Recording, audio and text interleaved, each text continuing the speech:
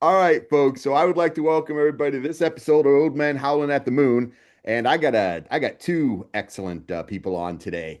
Dave, as always, and then down here, which I don't know how this is going to work, folks, because we've realized I have no clue how this whole thing works. I got Cam. Cam, say hello to the people. Hello, people. Hello, people. What's up? There we go.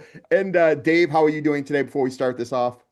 I'm good, thanks. I'm good. Bit of energy drink in me, so if I talk a lot, if I'm quiet, it's because I don't want to. So that'll be why. So, That's but yeah, awesome. All right, so look, we've gone out of our way to avoid certain things, but look, I decided maybe since this is going to be episode number 3 with the video thing, maybe we should poke the bear a little bit. And I figured if there was anything that was going to get people riled up, would be the three of us, or maybe the two of you discussing death metal. And I'll just kind of throw my 2 cents in there too. But that's pretty much what it's going to be, folks. You have sent in questions and you've asked, hey, how did Dave get started in this whole thing? Why did Dave decide to do death metal? That's kind of stuff. So you're going to get this one time episode where we're going to discuss this. And if I was going to bring anyone in, it had to be Cam because yeah. he was there a little bit before me and Dave when it comes to all this. So Cam, look, let's start with you. Why? I didn't even know I was making it. Of I course. had no clue. I had no idea. They just called it that later. Right. They came in and I said, "Oh, is this what they're calling what we're doing?" Okay, I'll go with it. I'll roll with it. It's fine. I That's wanted to awesome. call it horror metal, but that just wasn't that wasn't sticking. That Oh, just wasn't working. how much So better would that have been though? yeah, I know. I mean, I wasn't really looking that say that we were calling ourselves anything. Honestly, I mean, we were just mimicking. Like I said, when I started, we were just mimicking first Venom. Then we sat down in the room. Show No Mercy came out. I sat with Chuck, and we're like, "Oh, this is cool. Let's go this way." We had the Possessed demo. It was a lot of the thrash at the time. And we even called ourselves thrash. There's actual handwritten letters by Chuck himself all over the internet where he's like, let us thrashers unite. We were that we're considering ourselves thrashers, if even that. I mean, I was just that punk kid going, hey, I get to play DB drum beats, fine, I'm cool with this. Fuck yeah. And look, that was a thing. I mean, I remember it was, dude, it was a while till I heard the death metal name, but I mean, it was always, and I mean, I always take shit for it, but I always call Possessed, speed metal or California speed metal. Cause to me, Yeah, yeah. I mean, that's what it was always, it was all kind of that way. So, Mr. Ingram, how about you over there? Why death metal? Yes, why death Yeah, metal? well, I mean, I came from the Birmingham scene, and it was the heavy metal. Obviously, Black Sabbath was a big thing, and there were bands out around at the time from the area. There was a Bolt Thrower, and there was a lot of the crust punk stuff. And I actually came from the punk side of things. I was doing like this punk hardcore band called Plague HDC. I was actually playing the bass, and the singer went on a 6 month trip around Europe. And during that time, we got a gig. So I stepped up and did the vocals for that gig, and I was like, hey, I could actually sing better than I play the bass. So why Yeah. don't I Yep. why don't I fucking try this? And then he came back. We did some more shows, and then he went away again. And Benediction, I bumped into the guys in a pub in Birmingham, and they said they needed a singer because Barney was going to go and leave to do Napalm Death full time. And I auditioned, and well, here we are. Yeah. Did I you? mean that's what got me to play death metal, and I was already getting into it because I was listening to Cam and the Manta stuff and Possessed, all those early demos. I was getting that. There's a record that I ordered recently from an Italian band called Lord Crucifer.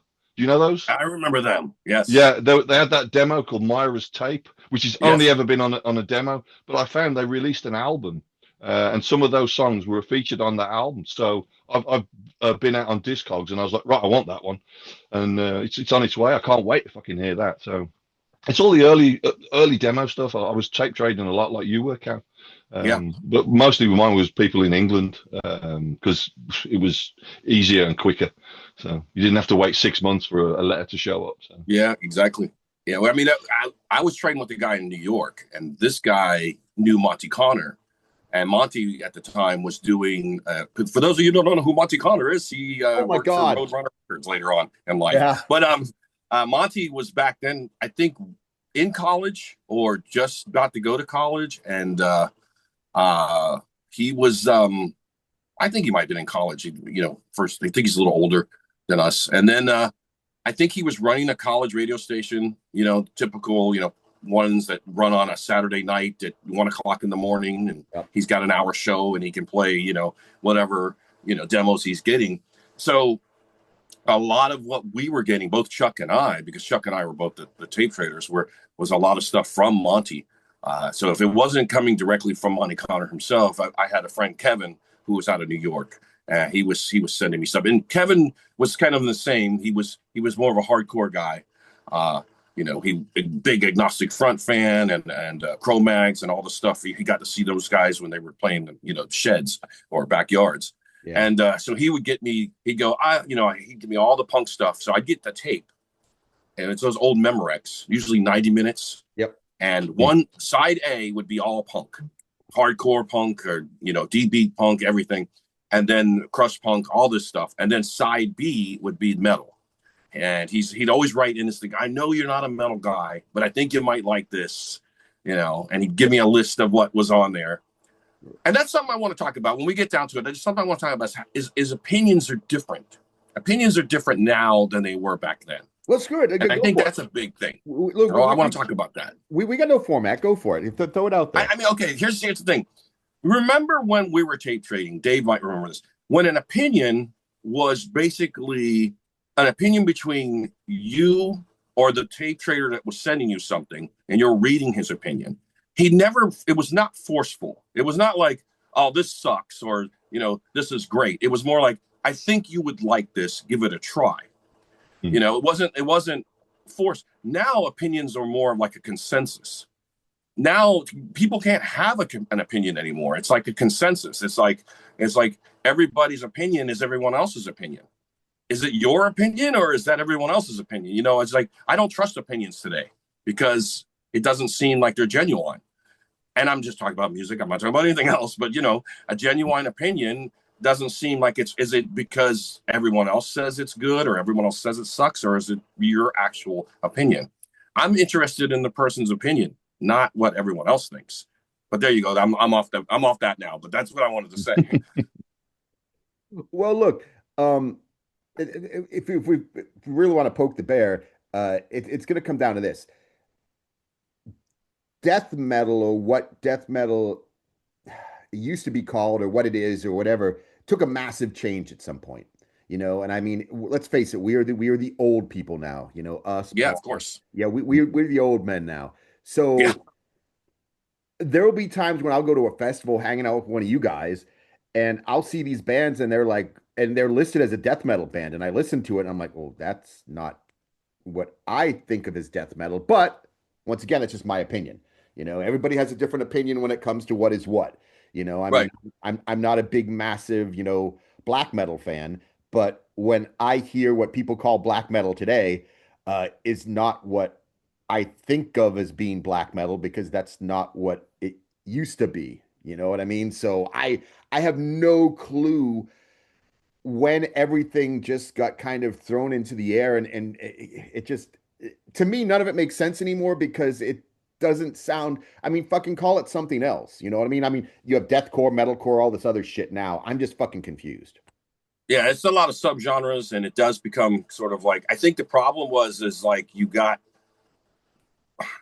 I don't know, I'm just talking from my point of view, but there was a point where yes, it was elitist, but it was not to be like, so to the point of like, well, I'm better than you because I'm listening to this and you're not. It wasn't that sort of, it might have been a little bit, but I mean, I could have been a little bit, but, it's like, but it was more or less like, this is my niche thing, and you know, you don't belong in it because your opinion about it right off the. Okay, I don't have a problem who somebody comes in and says they're fresh, they're new. It's kind of hard to say that's nowadays, but back in the day when somebody would say, "Hey, that's interesting. Let me check it out.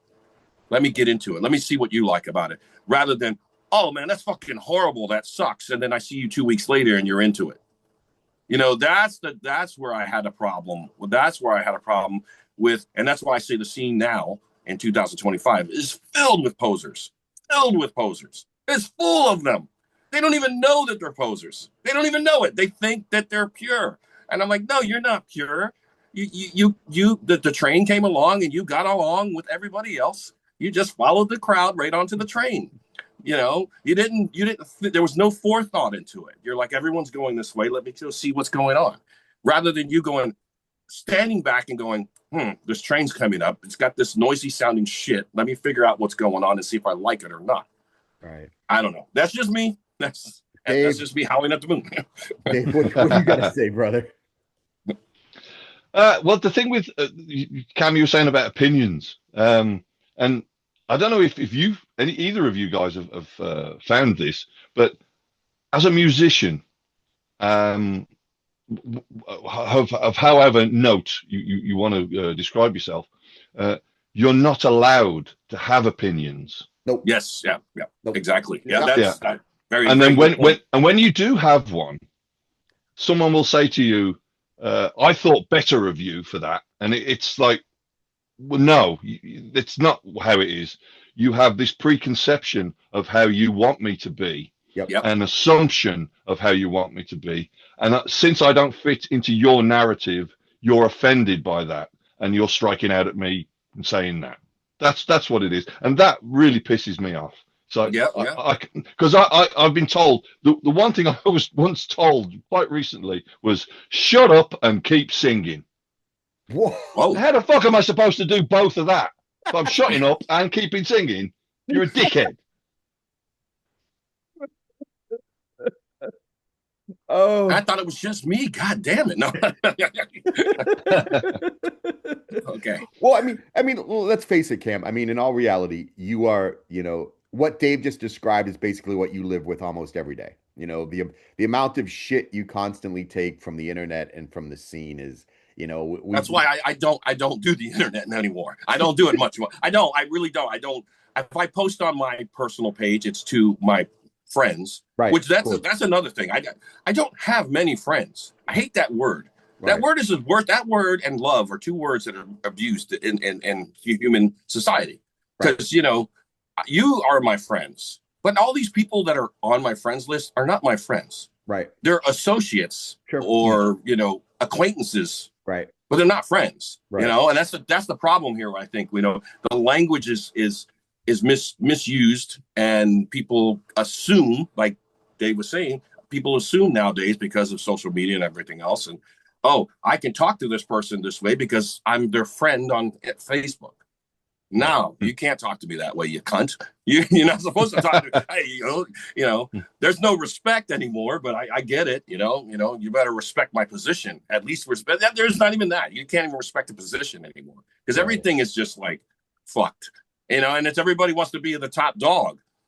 I'm the angry dog in the fucking yard. I'm pissing all over the fence. You know, I'm barking and yelling. You better respect me. And it's like, fuck off. Fuck off.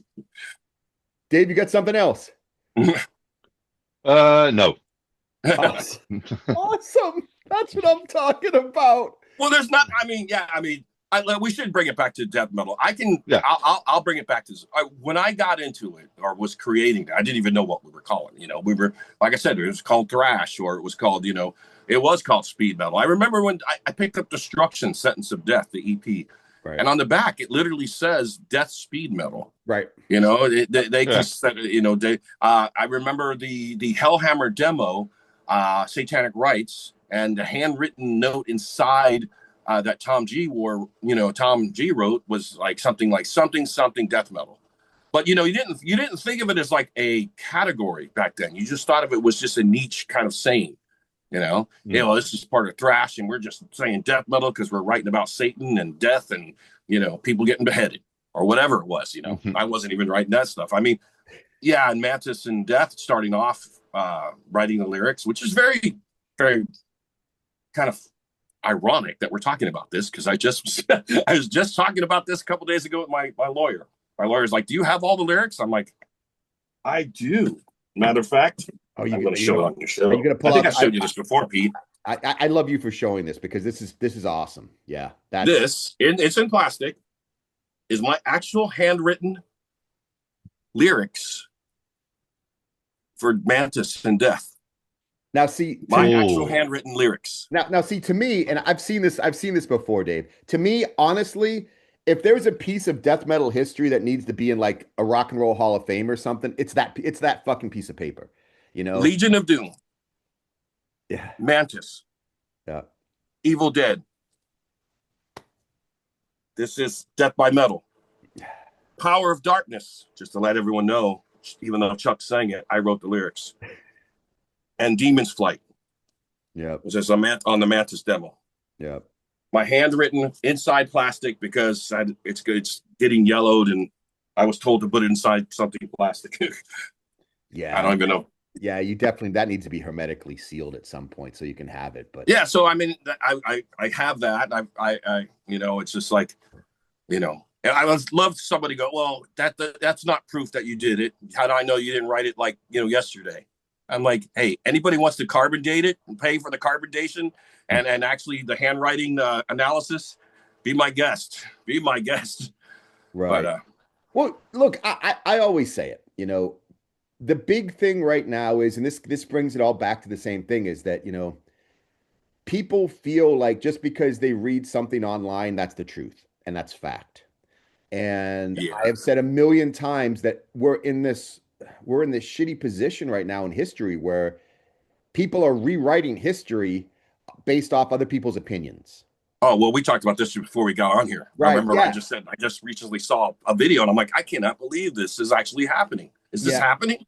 Yeah. and I mean, that's the truth. I mean, I always say the real truth of everything will come out in 100 years when historians sit down and everything's based on facts and dates. Right now, it's just people basically wanting to up their position and basically just it's ridiculous. I mean, I don't get it. It's the whole thing of, trying to make themselves more important than what they are or what they think they are or how they're perceived. I mean, I don't care. Look, I'm just me. I don't need to be anything more than what I am. I mean, fucking that's it. I don't do anything to try to be fucking cool or to fucking, do this or that. I'm just a fucking 53-year-old guy that fucking played death metal in the fucking late 80s and early 90s and then walked the fuck away for fucking 20 years because I hated it. I mean, that's it. I don't give a shit. I mean, I never did any of this to be fucking cool. I think it's weird because, you were talking about how we have this narrative where people are changing the history, rewriting the history, but I don't think it's necessarily new. And I don't want to get like deep into things, but I'm gonna give you an example, okay? Because I was watching, because it's of course it's the spooky season, and I'm watching like all this stuff on all these documentaries and stuff, and I was watching this documentary on vampires, and I came across a really unique thing in this doc. Now I'm not gonna say I knew this all along, I'm not gonna be one of those cunts that go, I knew this all along and you didn't know it, and too bad for you. No, I just recently found this out. So, and I'm gonna give you an example of changing history. And at least it getting corrected. But okay, everyone knows who Mary Shelley is. If you don't know who Mary Shelley is, fuck off. So, all right, Mary Shelley wrote Frankenstein. Okay, Dave might know this a little bit more, that she wasn't the only one there. They were called together, in Britain a long time ago, back in the 1800s, and there was a guy there called Lord Byron. Lord Byron was known as kind of a narcissist. These are the bad things about him. There was probably some good stuff, but there's some bad stuff. He was kind of a known narcissist. I think there was some rumor he was incestuous, like he slept with his sister, all this other stuff. But he was a poet. He was a famous poet. Anyways, point is, there was this story that came out called The Vampire. And it was written in the same weekend that everybody sat down and wrote, where Mary Shelley started Frankenstein, or the ghost story. They all sat around and become ghost stories, and later on went to finish these stories. Well, for the longest time, Lord Byron was credited with writing The Vampire, almost like an autobiography kind of thing. Well, it literally was found out later that John Pelladori, who was also a guest there, was the one that wrote that. It has now been corrected. Now, if you go on Google and look up The Vampire, it's actually called Pelladori's Vampire. But what I was trying to say is this is a part of that narrative being changed. Now, what you don't know, and what I didn't know till I watched this documentary, that Pelladori was so fucking devastated and used by Lord Byron for so many years, he actually committed suicide for it. So I'm not that point. Don't worry. I'm not to that point. So if like somebody, but it's like you get credited, you know, he basically got so shit on, I guess, by, you know, Lord Byron that, you know, he just felt, fuck it, and took his own life.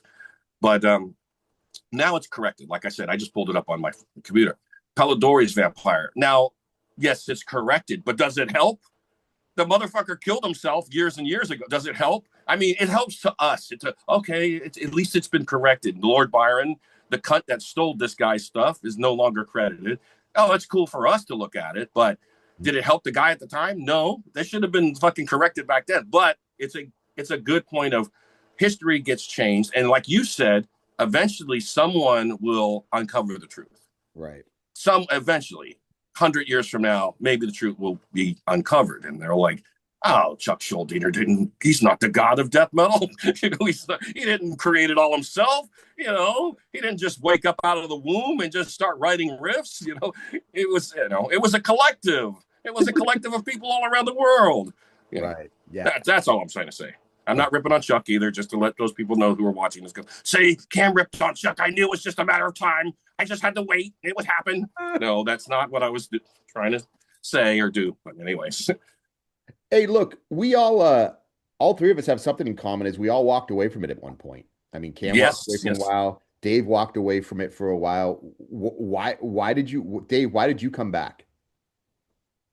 Well, I was doing that podcast, Metal Breakfast Radio, and I was seeing it from the other side. I was the microphone, listening to the music. I remember that. And you know that was cool. That was cool. And then it was Roger Johansson who contacted me, and I know he contacted Cam as well. Mm-hmm. And he sort of dragged me in, saying, "Do you want to do a one song?" And then it was, "Do you want to do an album?" And then, "Do you want to do like 75 bands together?"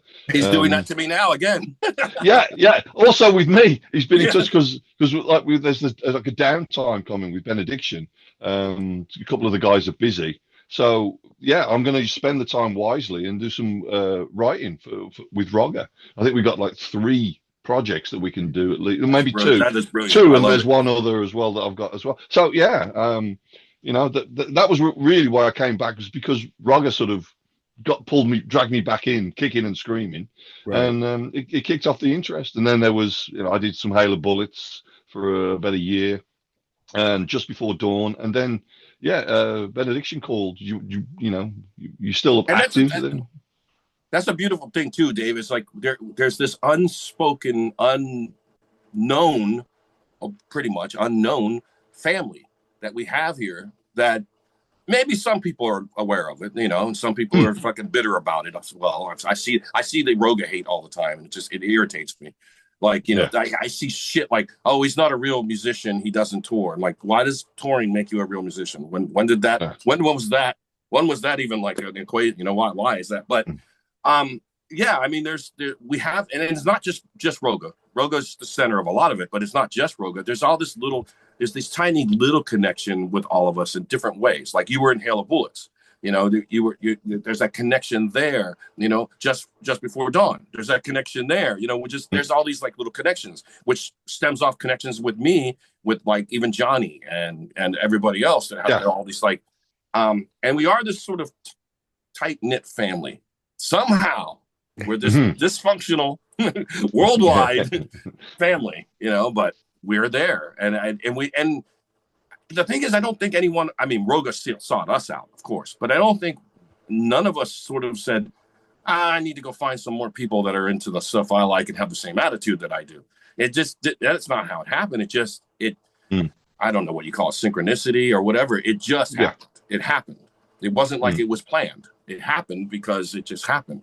And I think that's what the great part about it is. It's not something, it's not internet, fake. It's not like it's not like certain. Can I say? No, I won't say it. I was gonna say certain people and their fake wives taking photographs together and their happy family. Yeah. Well, yeah. Part of that, I think, it comes from that. It comes from where we all came from, which was, back in the old days, your friends were your friends, and and that was it. I mean, I didn't have a lot of friends outside of the guys I played music with.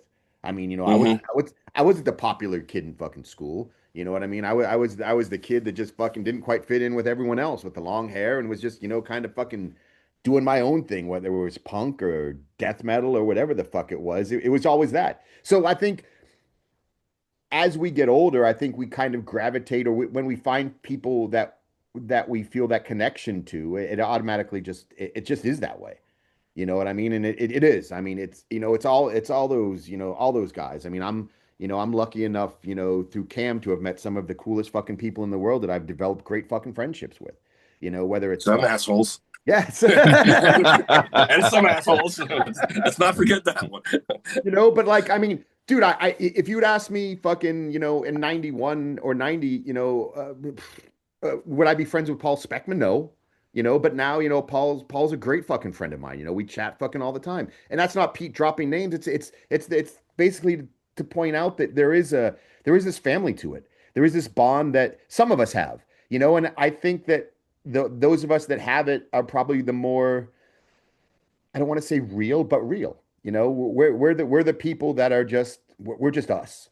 You know what I mean? We're not posing. We're not trying to be more than what we are. We're just us. I mean, I've seen Dave just as well as I've seen Cam, walk around festivals, just fucking, that's it. There was no fucking, hey, look at me, I'm over here, I'm doing this. You guys both are awesome with people. You both, take pictures or this and that. But, neither one of you guys fucking ever let any of your, position in the scene go to your fucking heads. I mean, I know the two of you very well, and I mean, it's never this, oh, that's Dave Ingram, or, oh, I'm Kam Lee. I mean, I've never once seen that. And the funny thing is, I've seen people post that stuff online.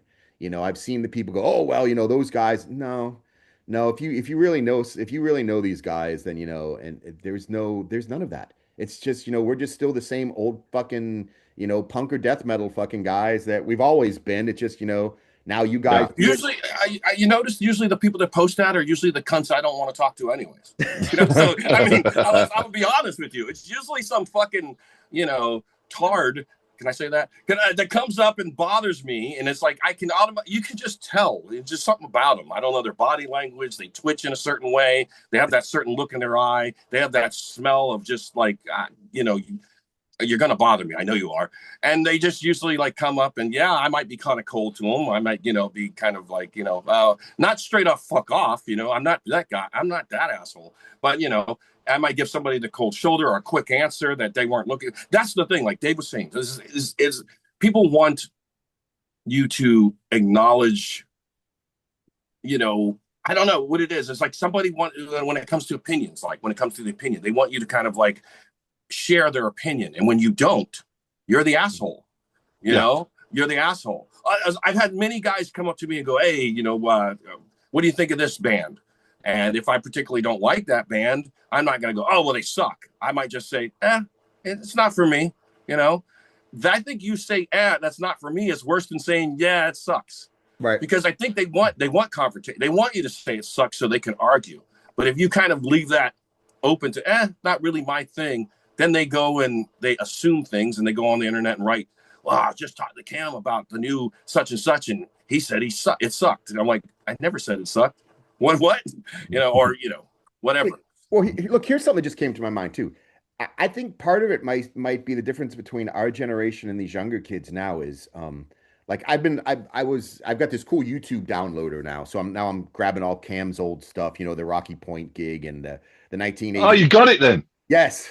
You picked it up then. Cool. Well done. I bought I had to On the Mac, the version I couldn't get it to work, so I ended up buying one for like 27 euros. It doesn't matter, but I have it lifelong and it works great now. So now I'm getting I've been diving, back through the old stuff on YouTube, getting all, Cam's old stuff, and and then I was looking at, the early benediction stuff, and something came to me, and it was this: a lot of these bands now don't start off, they start off from a certain point that I think you guys had to work up to.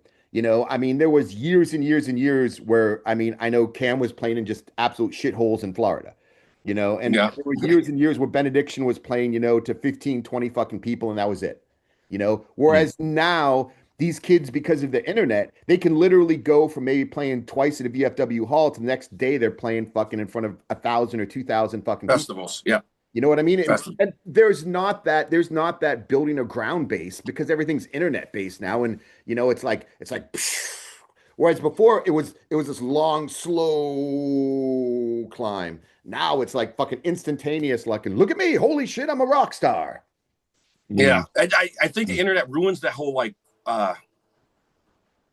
building, like you said, that and I don't want to say ruins because the internet does not ruin everything. It's got some, it helps me with my ED. I mean, every morning, I mean, with porn. No, I'm just kidding. But no, there's some good things about it. But It took me a minute to figure out what the fuck ED was. Erectile dysfunction, sir. There we go. Thanks. But I'm just trying to be a smart ass. No, it's not terrible in that sense of what it was created for. Right. It's been abused, just like anything. But I'm not here to rip on the internet.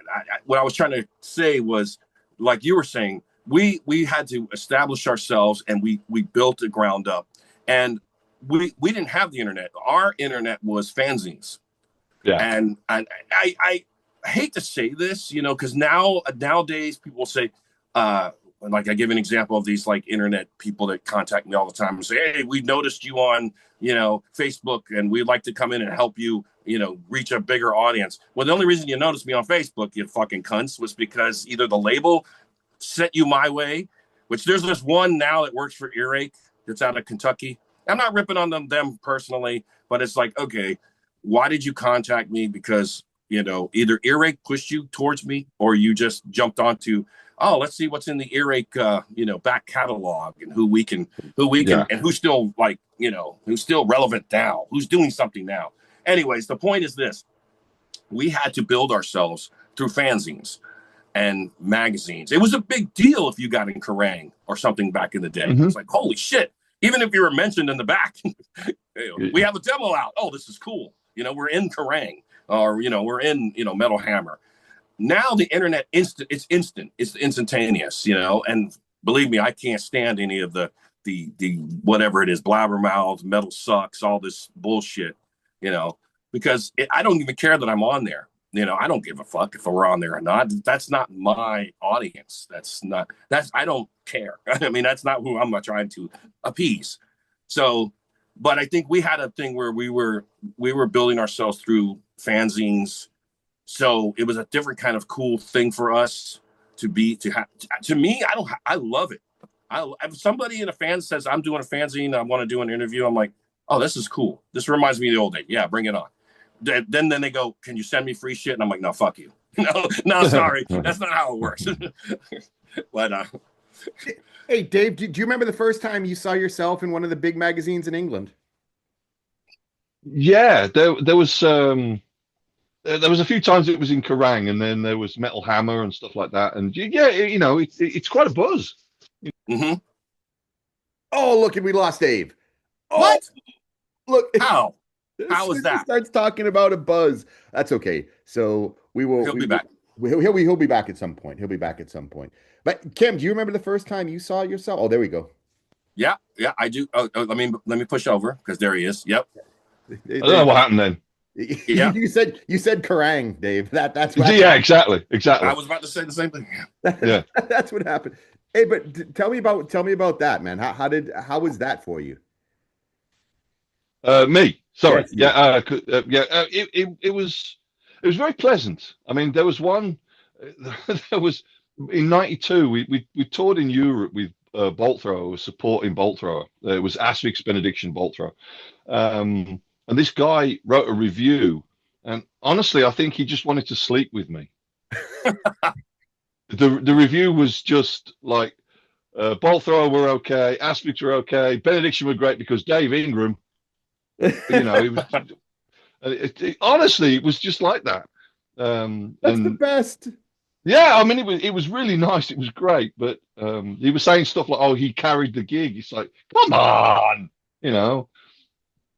So Kerrang! that I was think fun. Kerrang! Might have started that whole like what do you call that? What do you call the headlines where it's like the sensationalism. I think Kerrang! Did that. They were the start because with me, it was similar. It was similar and it was Kerrang! I remember. I mean, if you want to know what it was, and it was kind of embarrassing for me because we had to write up in Kerrang! Right after From Beyond, and this is where I learned to I used to have foot and mouth disease a lot. You used to? Yeah, I pulled back. I'm not so bad anymore.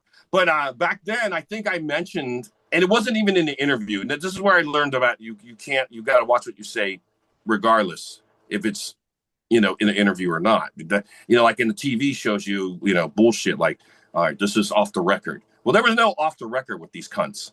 Right.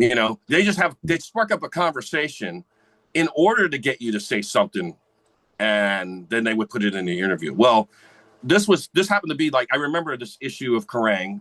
I actually have it somewhere, but I'm not going to dig it out. And the headline is Kam Lee says Slayer sucks. And I'm like, really? I never said that. and then it goes on to say something like, our music is heavier than Slayer, And I never said that in the interview. And then I recalled saying that jokingly before the interview. I'm like, yeah, because the guy was asking, what do you think of this? What do you think of that? And I do believe at the time Hell Awaits came out. He's like, what do you think of the new Hell Awaits? I'm like, it sucks. We're better. It was one of those kind of comments. It wasn't to be serious, but that they made that the headline. They made that the headline, and I'm like, for fuck's sakes! I didn't even say that in the interview, but that's what they made the headline. And I've been misquoted many times through many years through headlines. The recent one, I'm like, are you fucking serious? The recent one with the dog, I'm like, it's even wrongly quoted. Kam Lee says he was inspired by, or he took inspiration from dogs. Well, yes, I was inspired by what dogs growling, but I didn't say that the dogs created the death metal growl. It was a difference. But the way they word it, it looks like I'm contributing the whole reason I growled was dogs. So it's like, I didn't even say it that way. They just flipped the words to make it sound that way. But that's why I refuse now to do interviews. Fuck it, I'm not doing it anymore. I'm done. I'm done with fucking interviews. I got some guys in Italy right now asking me to do an interview. You guys are coming over. Do you want to do an interview? No, I don't want to do an interview. No. Dave, fuck off. No. Have you battled that? Huh? Have Dave, Mr. Ingram down there? Oh, yeah. I want to. Occasionally, yeah. I mean, there was one time that I had something that I posted on Facebook.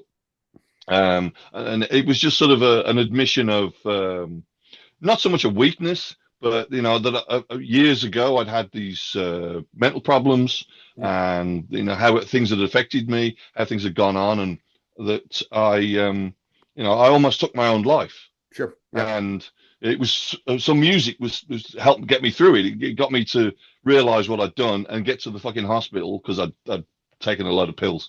And I got through it, and I was talking about it because I was helping the awareness of men's mental health. Right. And there was I won't say who it was. The guy is actually a very good friend of mine, and I think he was just trying to get the headline going. This sort of headline thing, the shock and horror. And it was like, Dave Ingram attempts suicide. And it's like, that's not what my post was about. Yes, it is included in there, but that's not the lead. Right. That's not what it was. It's just to give awareness to men's mental health, because it was around that time of the year when people promoted, and I'd waited long enough to talk about it, so I did so. Right. Yeah, that's pretty. I wouldn't be that guy's friend. That's what it was after that. Yeah. I mean, that's the difference between me and. Well, he did apologize. He took it down and he made a retraction, and everything was fine.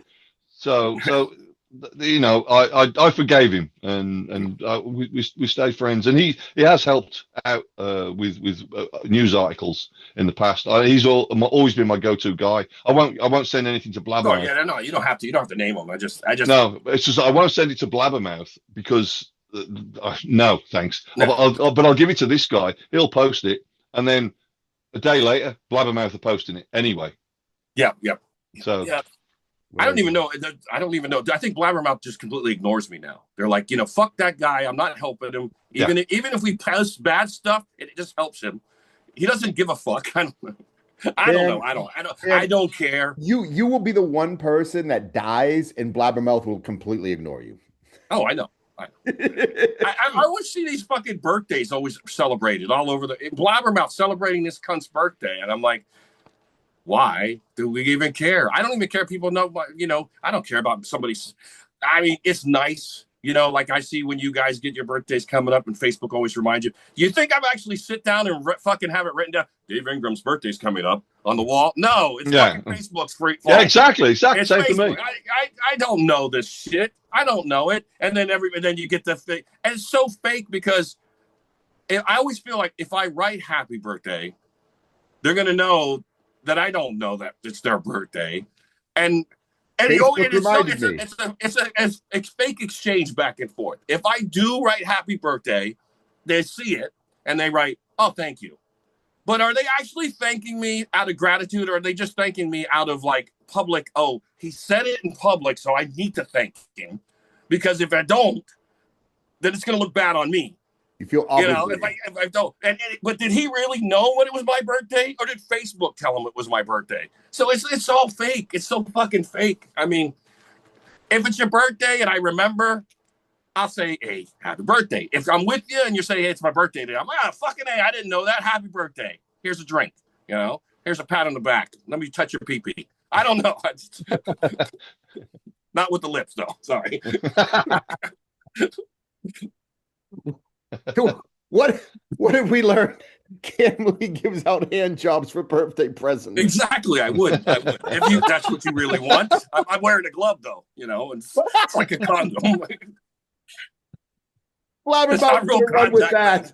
It's not real contact, I just act like I'm scratching something in this position. It's an itch. Oh my God! Was your show ever like? I'm sorry, I'm ruining your show. I'm sorry. Look. Look, the whole point of the whole thing was just me and Dave getting on here, just complaining about stuff, and how things used to be better than what it was now, and I mean, this is one of those topics that depending on where you sit on everything, I'm one of those people that believe things used to be better. When it came to the genre, when it came to the type of music, that's fine. Let me ask you a question that might actually answer this. Even though we didn't stay friends the entire time, we knew each other from the 90s. Yeah. Dave and I have known each other back and forth. Do you think that this kind of friendship could be built today? Ooh. I don't think so, because I have a 30-year-old nephew. He doesn't stay friends with people that I'd hate to say that we're friends from high school, because I think that's rather cheesy to say, but we have a friendship that built from the music. Yeah, I guess you could say. Yeah, that has lasted a long time. Sure. So we have that kind of building relationship that way. Right. Do you think that these bands now have that, or do you think it's something that's just more or less like again, I'm trying to abuse the word friendship, because friendship is such a fucking, it's like I said, it's like the word love. It's just right. It's abused. When I say friends, I mean something more real than what is the generic term for friends. So do you think, I personally think that can't be established today. I don't think true friendship can be established today. Not like how we have it. Yeah. Because we have it built on, not only do we have it built on like a mutual kind of like thing that we grew up together, shared, but we have a respect, which that is the word that's definitely not even, that word definitely doesn't exist today. No one knows what that is. And I think our generation might be the last generation that actually has that. Maybe. What do you think, Dave? Even though we're the most disrespectful generation there ever was. But I mean, no, I do tend to agree with that. Yeah. The way things have changed so much, and again, I don't want to say like you said, Cam, the internet ruined things, but it did change things. Yes, changed it. Yeah, I don't want to say ruined it. Yeah. I mean, like we going way back to what we were saying before. Yeah, we had to do tours around England in a van. There was like 2 bands and 2 lots of equipment in the van, and say 9-10 people crammed in there as well. And we travel like 150 miles, play a shit show in some shit hole, and then travel all the way back home that night. So and we were doing that. That's what it was until we sort of broke out into Europe, so we could get out there.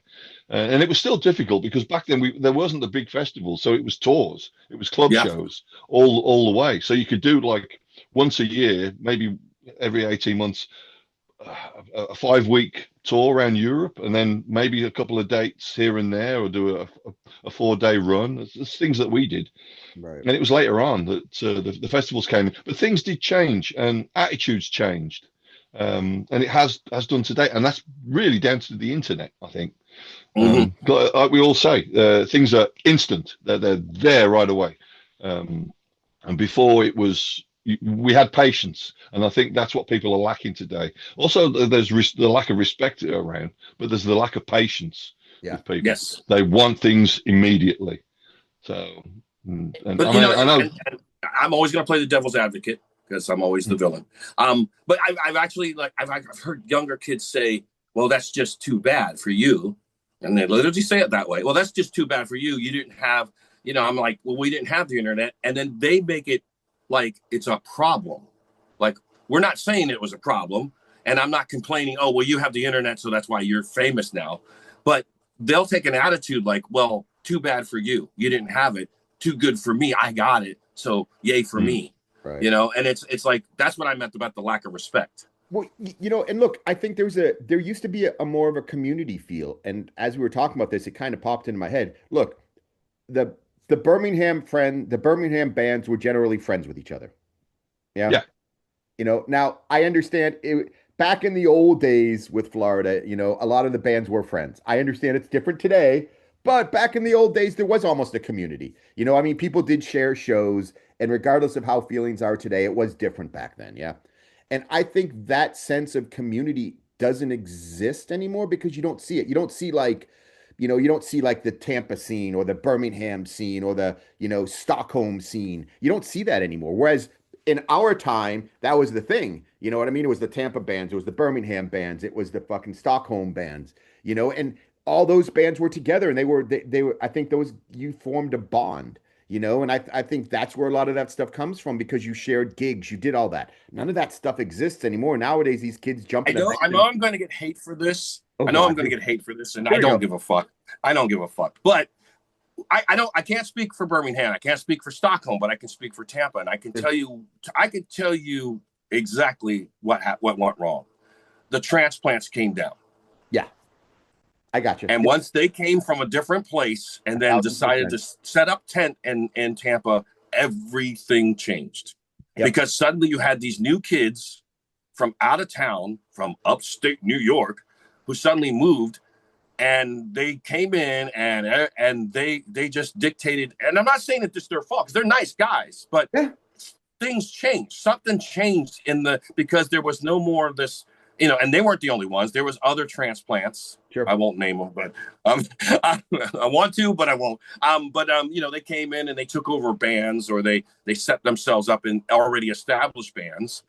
And that's where this change in Tampa came from. Right. And I'm not saying we were all Tampa bands, No, we not at all. We weren't even a Tampa band. I mean, for what, 3 months, maybe. Right. I mean, no one even lived in Tampa. Sefner is not Tampa. Nope. But then, but there was. I know what you mean by the camaraderie was different. Yep. When everyone was from the same area. Yep. I guess. But then when these transplants came in and kind of I don't want to say they took over, but got more established, the entire, everything changed. The attitude changed. There was this, and I used to hate this term, friendly competition. I'm like, there's no fucking friend. There's no competition that's friendly. No. You know, that's a lie. There's no such thing. Well, it flooded the ecosystem there, meaning that, you know, the scene was big enough to support what was there, and all of a sudden, then you had everybody coming in, and it just became too much. I mean, there was suddenly went from having, you know, 6 or 7 home-based bands to, holy shit, now you have 20, and there's only, you know, so many fucking places you can be playing, and now it's gone from, you know, friendly competition to, hey, fuck you, we need a place to play too. And that's when, that to me is when things really started getting just out of control, you know.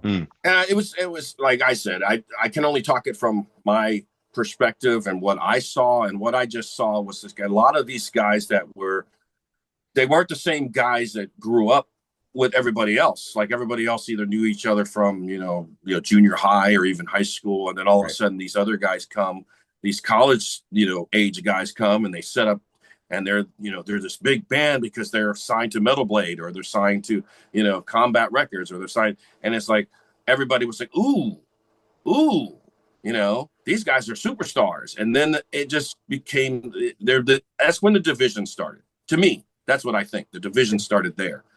Because then it was like, who's going to be able to hang out with Cannibal Corpse, and who's going to be able to hang out with, you know, Death, and who's going to be able to hang out with such and such.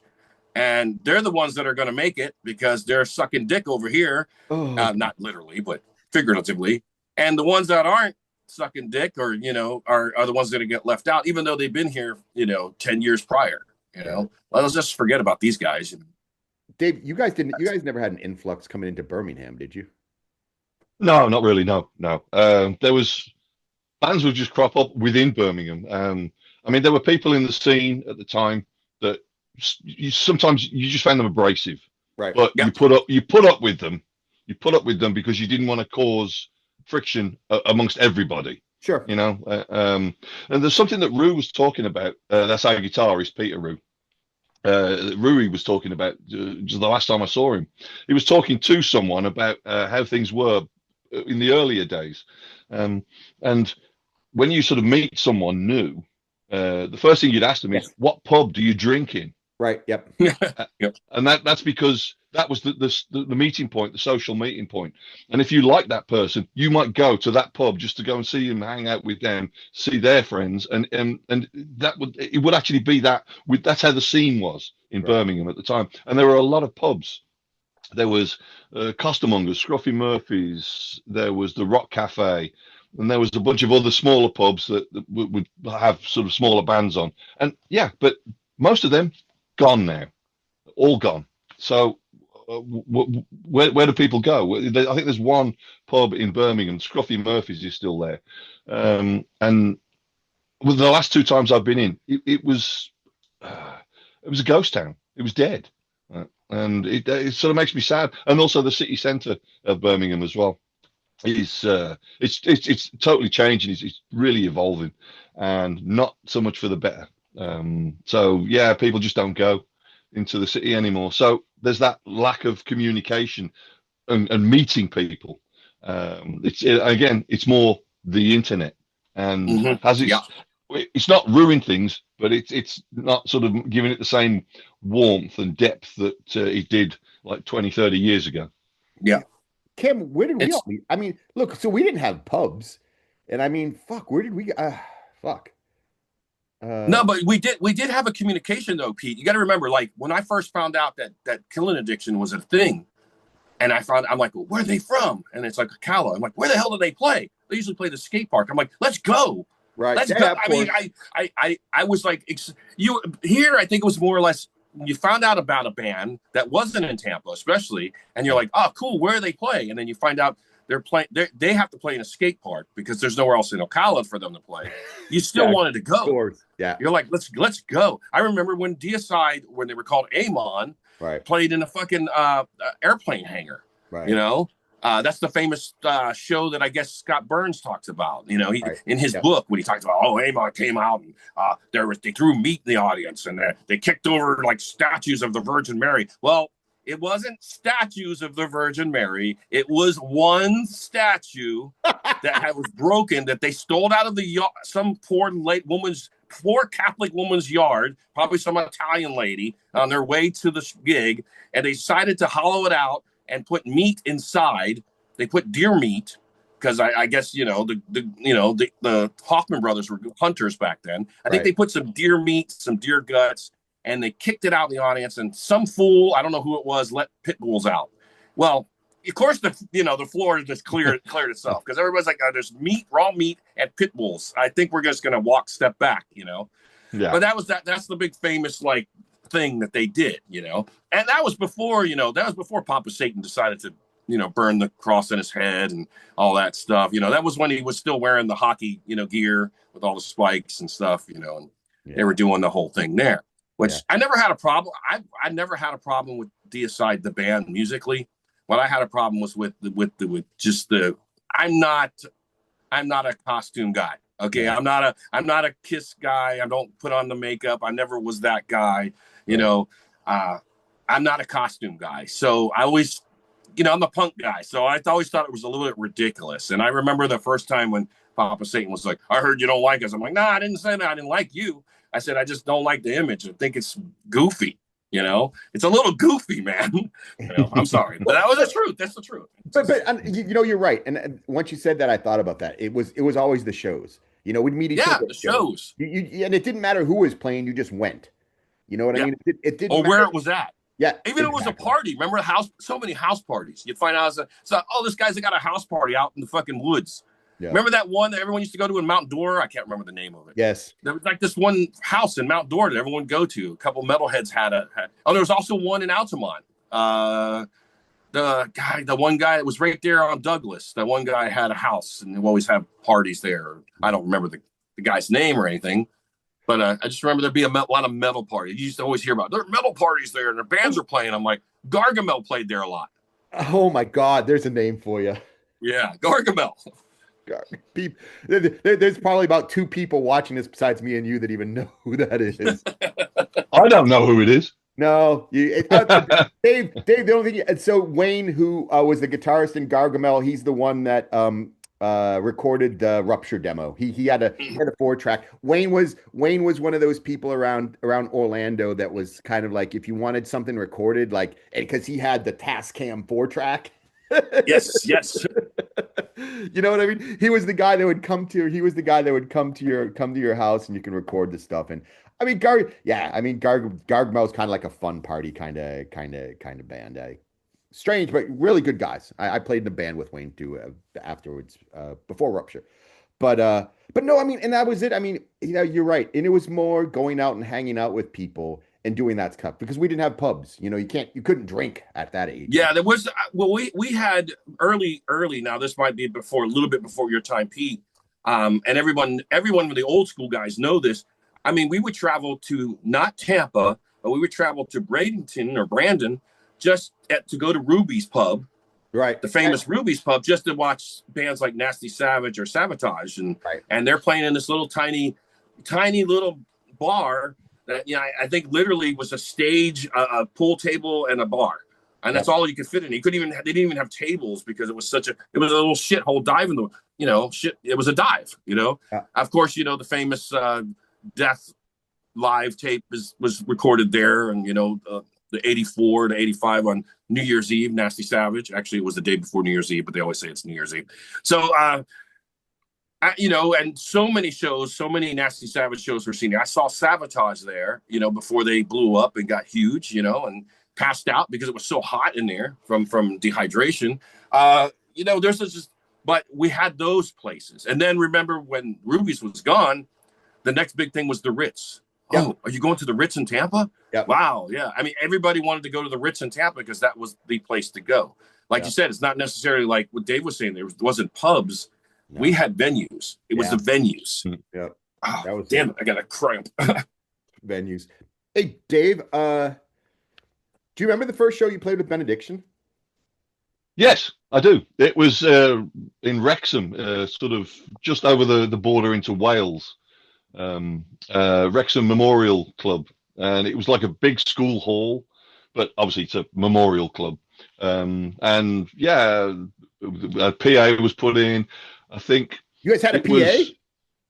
Yeah, it was a PA, a sound system, mixing desk. It was, yeah, because that these people could, because it was the memorial hall. They would use it for so many different things, I and gotcha. gigs was a new one, and they earned a lot of money on the bar, and it was cheap to hire the hall out. So they did that. I think it was Bolt Thrower headlining. Then it was supposed to be Cancer, and then Benediction were opening. But when we got there, Gav from Bolt Throwers went up to Cancer and said, "You're opening. Benediction are on before us." That's actually cool. Yeah, and we were like, "Oh, okay." And the guys from Cancer were fine about it. And there's always been this kind of story, because we were like getting through the intro. We were playing part of the intro that we play on the Grand Leveler, even though the Grand Leveler hadn't been released at that time. We were still writing most of it. And suddenly the power went out on one side of the stage. And we found out after the gig, came back on a few minutes later, found out after the gig, someone had unplugged the power. And we were told that Cancer was seen leaving after the power had gone out very quickly, getting in their van and driving home. And for years, we've always sort of jokingly said about it. And I was talking with Carl before he quit Cancer, and he was like saying to me, "Are you still talking about that shit?" And, That's awesome. just rolling his eyes. It was all fun. What we think it was maybe somebody just walked past and caught their foot on the cord and pulled it out, and that was it, and didn't realize. So No, but it wasn't. There was no malicious, reason behind it. It was just an accident. But look, the way the rumors and the history and the lore goes, it's much funnier to think of John and Carl running out after just having fucking unplugged it and just fucking making a dash for the door. You know what I Yeah, mean? of course. It's the same thing with Mr. Speckman there with the tour Shitty bus toilet. It's not true, but it's fun to say it is. Like, Oh, Cam, did you hear that? Yeah. Yeah, it was. I was there that day in Mannheim when they were trying to fix that toilet. The absolute best, man. I keep hearing about it, The Yeah. absolute. I mean, it was Paul that shit on the bus, yeah.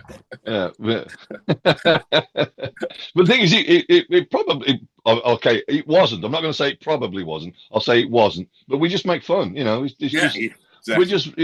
we're just yanking each other's chains. And look, Although we couldn't yank the toilet chain, but still, that's because pull shit on it. hey, and look, we can do that. Yeah, I think we're of that age, and now that dude, you could joke with each other. Yeah.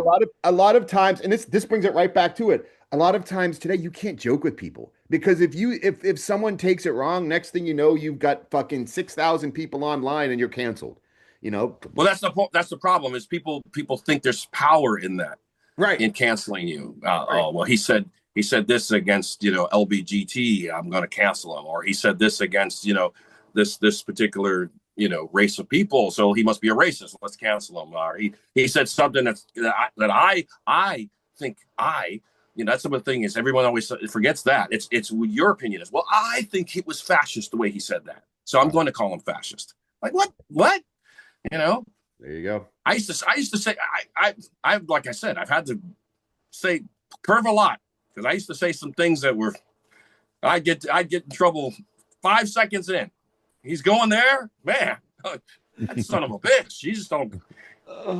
It's the. But best. we're so sensitive. We're so sensitive. You can't say fag anymore. You can't say gay anymore, even though you weren't talking about homosexuality. No. Oh, it's just gay. That was an 80s thing. It's gay. It was because it wouldn't hold up. Yeah. That's how I look at it. It was gay, so it was fragile. It was fragile, okay? Yeah. That's how we look. I'm doing that, fucked by hate. But do I think gays are fragile? No, I know a couple bears that could probably kick my ass and then rape it. But hey, look. I'm doing that fucked by hate thing that you were nice enough to sing on, and I got a buddy in England, and I was like, "Hey man, let me throw you a song," and he put lyrics on it because I was just like, "Here's the music," and the lyrics are, one of the chorus is, "Your band is gay," and he's like, "I don't know if you can use that." I'm like, "Why?" I'm like, you're not calling someone gay. You're not. It's not a derogatory. You're just going. Your band is dumb because it was never meant like fucking that. No one's insulting gay people, homosexuals. It's just your band is gay. It's a good fucking line in a song, and you know what? I'm gonna fucking use it, and I don't give a shit. And I think for us in the 80s, it meant weak. I never even like put two and two together that it was like a plot. And then when somebody made it aware, and then I was like, oh, well, yeah, okay. Limp wristed, I get it. Okay, whatever. But, like I said, that was just an 80s terminology. I don't know. I can't even speak. Yeah, that was an 80s term that just became, part of our lingo. I mean, there's an interview that with Tom Araya talking about Metallica, and he calls them faggots. Right. You couldn't air that now. I mean, it's been aired, it's been shown, but that was an 80s interview. It was funny, it was funny. But like you said, you can't say it now because everyone thinks they take offense. Yeah. Oh, he called me faggot. He must be a homophobe. Let's cancel him. Let's get a group. Let's get a consensus. Let's get a consensus and have him canceled. You got to be called a Karen or a Doug first. Yeah, exactly. I don't know, man. It's just for I don't know. Maybe we're from a different salt. Maybe Gen Xers, or maybe we just come from a different. I don't know. I mean, I come from a really harsh generation. I mean, my dad was so cruel. Like the stuff my dad did to me would totally be like nowadays considered, child abuse. You did what? I want you to take that raw rice and throw that on the ground. Kneel on that, right, and stay out there for 8 hours till I tell you can come back in. Right. While you kneel, don't get up. I don't care if your knees are bleeding or not. I mean, yeah. I'm just. Look, we're about out of time. But shit! I'm sorry. I'm rambling. I'm sorry. That is why that's why we brought you on. I love having you and Dave on together because you guys are so great together. And. It's you guys are awesome. But we never really got to the core question. Why death metal? I'll give you real. That's what I want to do. Wrapping up. Check it out. Wrapping up. I want to do this. You got 30 seconds. Why are you still doing it now? Why the fuck didn't you say take your ball and go the fuck home? It's a paycheck. No. That's a paycheck, God. It's just another job. Yes, I'm good at this fucking job. I might as well continue to keep doing it. I'm good at it. Someone told me one day, you're pretty good at it. I'm like, okay, I'll keep doing it. Why not? Dave? Sure. Yeah, that's the same for me. I not the paycheck thing because it never pays well. But no, it doesn't. I've been told, yeah, you write great lyrics. So I'm not going to write poetry. I'm not going to write heavy metal lyrics. I'm not going to write love songs. I'm going to write about death metal because it interests me. I'm interested in horror. I'm interested in the supernatural. I'm interested in what goes on in people's minds. The bad people, the serial killers. I'm interested in all that. So of course I'm going to write about it. And if I'm good at it, what the hell am I going to stop? If you're good at something, do it and try and make a living out of it. Also, I mean. With this is a way of helping. For example, you were saying that in 100 years things are going to be talked about. Sure. Well, in 100 years, you won't be around, but your name will. You're leaving your mark on the world. You're leaving your footprints on the sands of time, and so am I. Sure. And that's what I want to do. So, I've got all those records of vinyl, my voice, the lyrics. It's all there. So I'm that's why I do it. That's why I keep on doing it. Yeah, that's what I mean. Yeah, 100 years from now, there's nobody going to be arguing, saying no, it wasn't like this. They weren't there, but they'll be able to pick up everything with David or me on it and go, all the shit I heard, but these guys definitely did a lot. It's like it's all here. It's all here. There's nobody there to argue 100 years from now. But it's leaving our footprints in the sand. Right. It's that, hey. I think giants were here one time. It's that, 4-foot footprint on the side of the mountain, that somebody's going to question and go, you say it wasn't, but here's evidence, right. Here's the fossil, Okay. And that is perfect. You guys, the two of you wrapped that up so nicely. That is amazing. We went from talking absolute bullshit to wrapping it up on something. I know. I have no idea where we went. We were talking the silly stuff. That's awesome. I don't know. We got off some silly stuff there.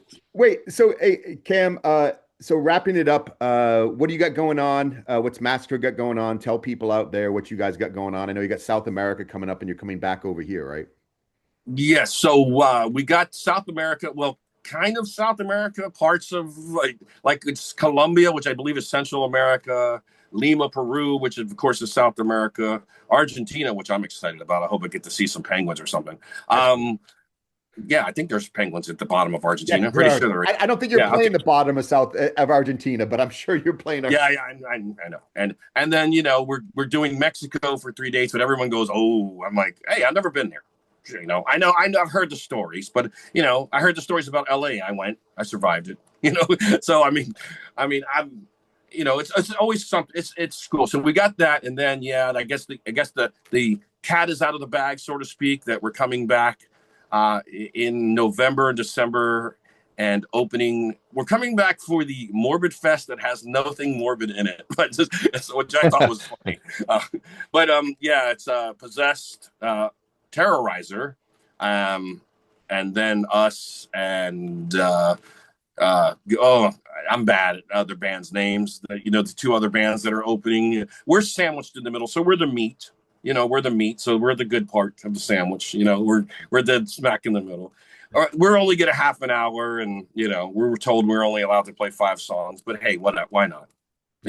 We're making our mark. I don't care. It's like I'm there. I'm just there to just make my do my show and be done. And hey, I don't have to headline. I could be at the merch booth all night, have people come over. Hey, real quick, I was talking to Wickline yesterday, and we were actually talking about because he was talking about they're playing in Daytona, and he's like, "Oh yeah, it's awesome. We got this great slot. We're off by 9 o'clock." I said, "You know what? That's everybody." I said, "I've heard it from Cam. I've heard it from Dave. You guys don't need to headline anymore. It's much nicer to be home and asleep, or in the bus, or in the hotel asleep now, isn't it?" Yeah. I mean, that whole headlining thing.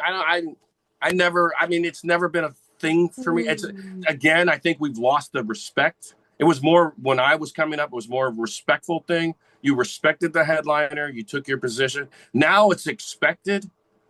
And I don't like that when it's expected. Well, I'm such and such, and we should be playing the headline. Like Mr. Milkman kind of gave us that on our Asia tour. If you guys know who I'm talking about, referring to. But we got that. Oh, good. Mr. Milkman. Hey, Dave, you definitely prefer to get off earlier so you can start the drinking, right? Well, it's not so much getting off early. It's nice when it happens. We'll do 45 minutes. I think the shortest set we've done is 40. We've done a 40-minute set at one gig. But yeah, it is nice to get off, have a few beers, and party, hang out, go to the bar, go to the merch. You might want to watch the headliner too. That's exactly. I like to watch the bands too. It's like something I still enjoy that. It's not like I don't. People like think that maybe some cunts don't enjoy it. They just want to get themselves. But I enjoy it. I actually enjoy it when I get to see when I got to say, hey, Autopsy's playing, fucking A, cool. We're playing before them, awesome. I get to watch them. You know. And then, of course, I get yelled at. Why did you help it clean up? I'm watching Autopsy. Yeah. Dave, hey, what do you got going on with Benediction? Well, we got a couple of shows next weekend. I shall be hanging out with you on the awesome. one. Yes, sir. Then we got about 2 months off. Right. And we got a show. And in fact, that show is the day after Cam, that you're playing here in Copenhagen, which I did write and tell you this, but you're not actually in Copenhagen. The place is called Glelsex, and it's about 6-7 miles away from the center of Copenhagen. So, it's sort of a bit out in the sticks. People will still come, don't worry, and they're going to see your set, but they might have to leave during Possessed. So, that's not your problem. Don't worry about it. No. It's fine. It's fine. We're going to try. Me and Heidi are going to try and get to the gig, not to see the show, unfortunately, because I'm going to have to go home and get up at stupid o'clock to fly out the next day. But we're going to try and come and just hang out for a few hours. Yeah, that'd be great. That'd be great. Pre-gig, just to say hello. Of course. We'll sort some shit out. So.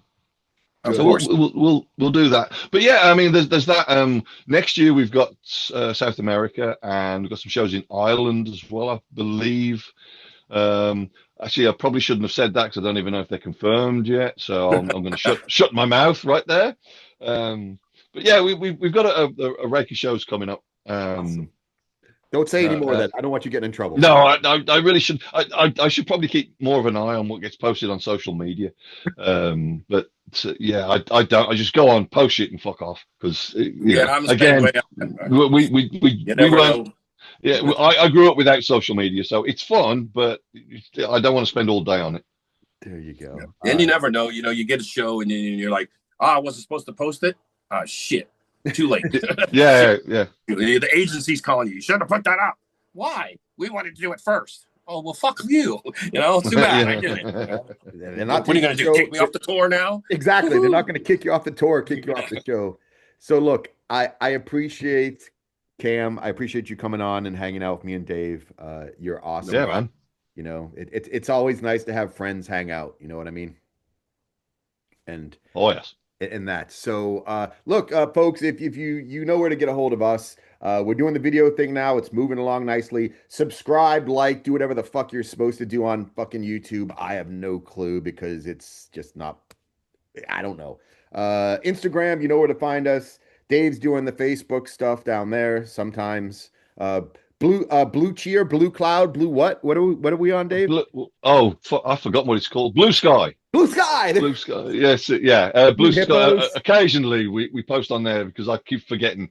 I post on the Facebook and then I look at the app on the phone and I'm like, what the fuck's that? And then sort of just do something else. So yeah, we do Blue Sky sometimes. But also remember that the audio version of this goes out.